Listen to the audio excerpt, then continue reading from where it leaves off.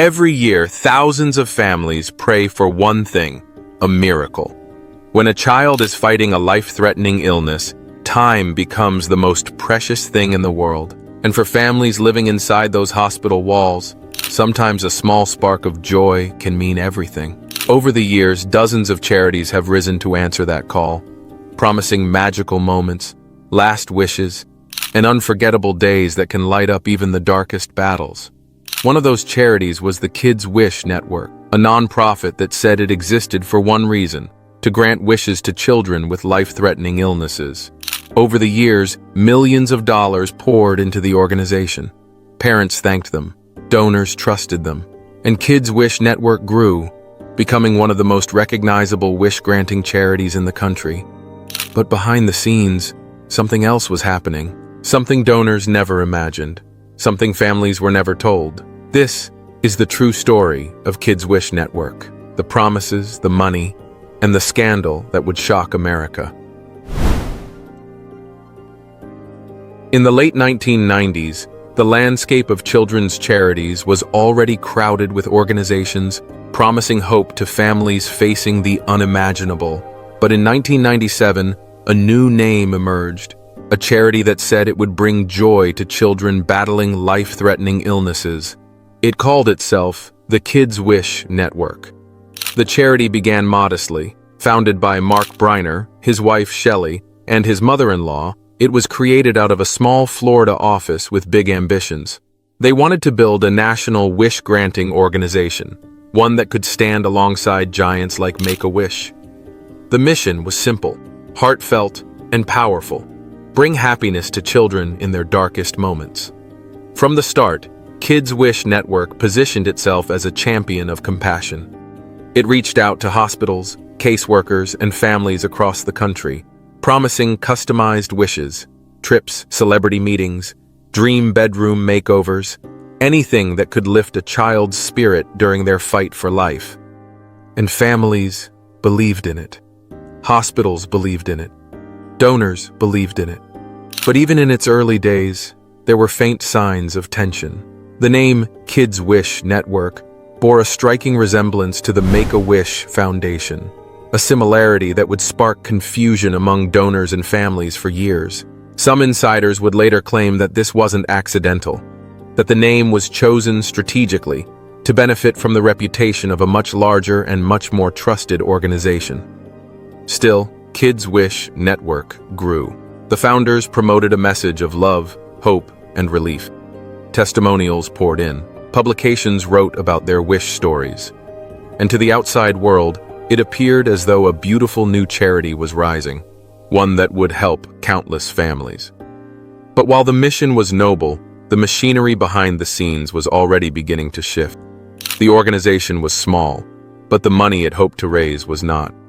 And soon, the path Kids Wish Network chose to take would shape its entire future. The seeds of a multi-million-dollar fundraising empire were already being planted, quietly, carefully, and far from the eyes of the families it claimed to serve.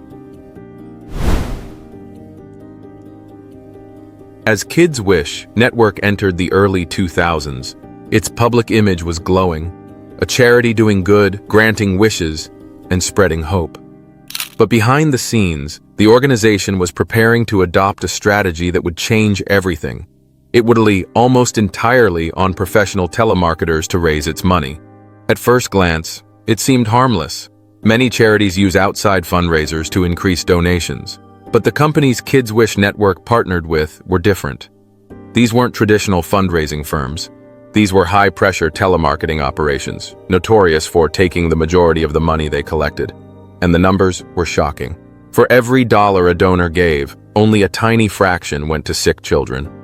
The overwhelming majority went to the fundraising companies themselves, companies that charged enormous fees, kept huge percentages, and operated with almost no transparency. But Kids Wish Network didn't walk into this blindly. In fact, the charity knowingly signed long-term contracts with these companies, giving them the freedom to keep as much as 80, sometimes even 90% of donations. And because the law allowed it, Kids Wish Network could still legally claim that it was a charity helping children, even though very little of the money ever reached them.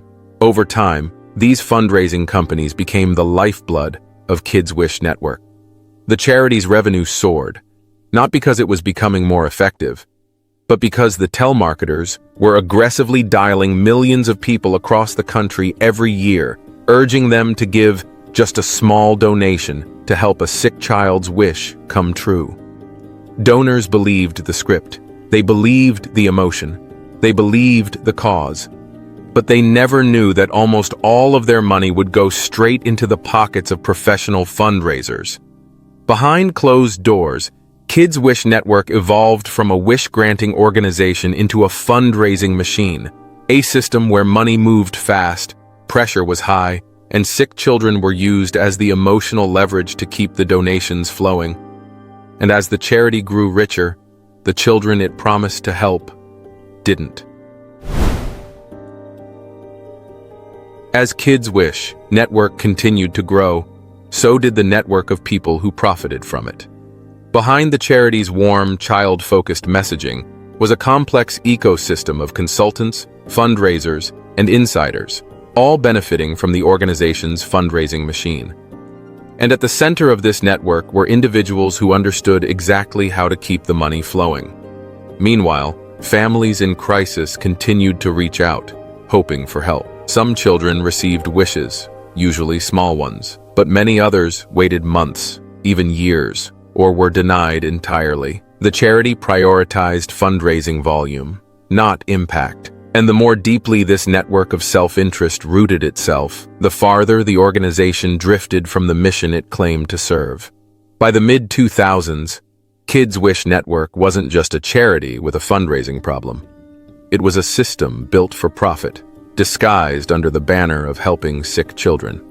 And as the internal players grew wealthier, the truth was becoming harder to hide. In 2013, everything finally came to light. After months of digging, reporters from the Tampa Bay Times and CNN released a joint investigation that exposed Kids Wish Network as America's worst charity. Their findings were staggering. Over a decade, the charity had sent almost all the money it raised to professional fundraisers and inside consultants, leaving only pennies for the children it claimed to serve. But awareness is power, and now you know the truth. And just like weak charity regulations can be exploited, so can the online world we live in. That's why Pennies exists, a cybersecurity company using advanced AI to detect and stop cyber threats before they become disasters. If you want to protect your business or digital assets from modern online attacks, visit Pennies.com. If you found this investigation valuable, make sure to subscribe for more deep dive cyber stories just like this one. Your support helps us expose the truth, one story at a time.